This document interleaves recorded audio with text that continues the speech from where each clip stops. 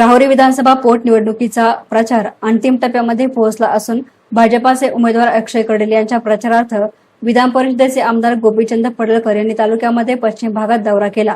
धनगर बहुल समाज बांधवांच्या भेटी घेत त्यांनी थेट संवाद साधत विविध प्रश्नांवर चर्चा केली। या प्रसंगी बोलताना पडळकर यांनी परिसरातील प्रलंबित प्रश्न सोडवण्यासाठी देवाभाऊंना पाठबळ देणं गरजेचं आहे, त्यासाठी अक्षय कर्डिले यांना विधानसभेत पाठवा असं आवाहन केलं। या दौऱ्यामध्ये त्यांनी वडनेर, चिंचाळा, घोरपडवाडी, राहुरी खुर्द, डिग्रस, गोटुंबा आखाडा, तमनर आखाडा, पिंपरी अवघड आदी गावांना भेट देत नागरिकांशी संवाद साधला। धरणग्रस्त आणि महात्मा फुले कृषी विद्यापीठ राहुरी येथील प्रकल्पग्रस्तांचे प्रश्न या प्रसंगी त्यांनी ऐकून घेतले।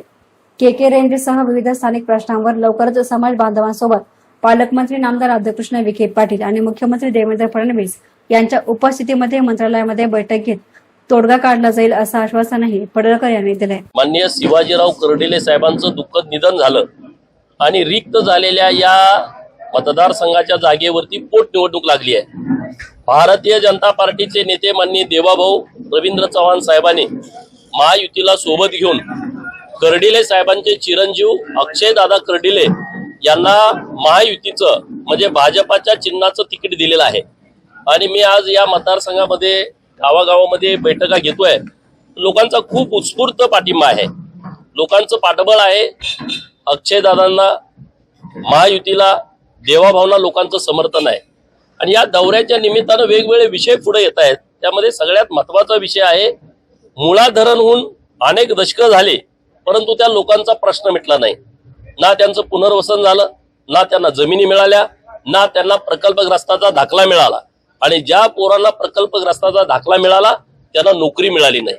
आता मला सांगा की आज एवढं घरदार प्रपंच सगळा उद्ध्वस्त झाला आणि आज त्या लोकांना जर घर मिळत नसतील तर ती बाब अतिशय गंभीर आहे। दुसरा विषय आहे महात्मा फुले कृषी विद्यापीठ, तिथं हजारो एकर गेली लोकांची, ती पण लोक अशी उपलानी झाली, काय त्यांच्याकडे राहिलं नाही आणि त्यांचाही प्रश्न पेंडिंग आहे। मागच्या 6 महिन्यापूर्वी माननीय राधाकृष्ण विखे पाटील साहेब यांच्या नेतृत्वात मी एक बैठक घेतली होती आणि खूप सकारात्मक बैठक झाली होती। तर इथल्या परिसरातल्या लोकांना मी हेच म्हटलं, आपल्यातले हेवे दावे सगळे बाजूला ठेवून प्रकल्पग्रस्त या विषयावरती सर्वांनी एकत्रित यावं। तुम्ही एकत्रित आला, आम्ही चांगला मार्ग काढू, सरकारकडे पाठपुरावा करू आणि विद्यापीठाला पण मी सूचना देतोय, आमच्या लोकांना पहिलं तुम्ही नोकरीवरती घ्या, ज्यांच्या जमिनीमध्ये तुमचं विद्यापीठ उभं आहे, नाहीतर परत मग आम्ही जर आक्रमक भूमिका घेतली तर त्यांनी आम्हाला विचारू नये। आणि ज्या संस्था हे मुळा धरणातलं पाणी वापरतायत म्हणजे अहिल्यानगर महानगरपालिका असेल, नंतर महात्मा फुले कृषी विद्यापीठ असेल, वेगवेगळ्या नगर परिषदा, राहुरी परिषद असेल, पाथर्डीची परिषद असेल, वेगवेगळ्या ज्या संस्था आहेत पाणी उचलत असतील त्यांनी या लोकांना तिथं सामावून घेतलं पाहिजे, अशी आमची या विषयाची मागणी आहे। दुसरा केकेरेंचा विषय जो आहे तो वरच्या लेवलचा विषय आहे, परंतु माननीय मुख्यमंत्री महोदयांच्या कानावरती आम्ही ही बाब घालू आणि त्यातून काय मार्ग निघतोय का त्याच्यासाठी आम्ही प्रयत्न करू। प्रचार करताना काय अनुभव येतो, कशा पद्धतीने विश्वास वाटतो? लोक भावनिक आहेत, लोक कर्डिले साहेबांच्या जाण्यामुळे दुःखामध्ये आहेत आणि त्या सगळ्यांचं मत आहे की कर्डिले साहेबांनी या विधानसभा मतदारसंघाचा कायापालट करण्याच्या दृष्टिकोनातून बरीच कामं केलेली आहेत। आता मी वडनेर मध्ये गेलो होते, म्हणजे 7.5 कोटी रुपयाचा एकच रस्ता दिला। सरपंचांनी एखाद्या आमदारांच्याकडे 5 लाखाच्या फंडासाठी जायची अशी परिस्थिती पूर्वी होती। 10 लाख रुपयाचं सभामंडप द्या, 5 लाख रुपयाचं सभामंडप द्या, त्या 10-20 वर्ष जायची।